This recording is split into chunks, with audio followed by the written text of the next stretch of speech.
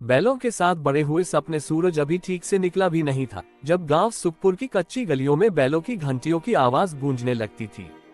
उसी आवाज के साथ हर सुबह उठता था रामू, एक दुबला पतला सा लड़का जिसकी उम्र भले ही छोटी थी लेकिन जिम्मेदारियां बहुत बड़ी थीं।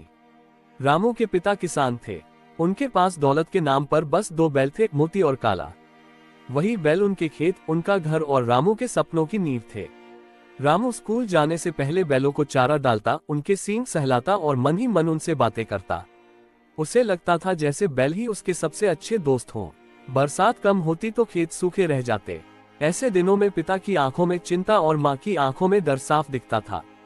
कई बार रात को माँ चुपचाप रोती और रामू कंबल में मुंह छुपाकर बैलों के पास जाकर बैठ जाता। वो उनके गले से लगकर बस इतना कहता, मोती काला, एक दिन सब ठीक हो जाएगा। स्कूल में रामू के कपड़े पुराने थे, जूते फटे हुए।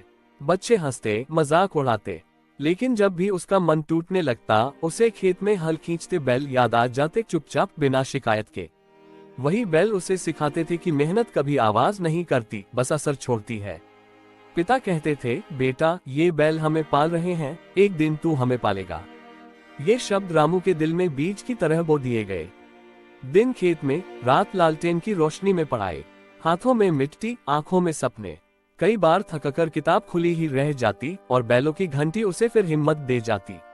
सालों बाद वही रामू जब सरकारी अफसर बनकर गांव लौटा तो सबसे पहले खेत गया। मोती और काला अब बूढ़े हो चुके थे। उसने उनके माथे पर हाथ रखा, आंखें भर आईं।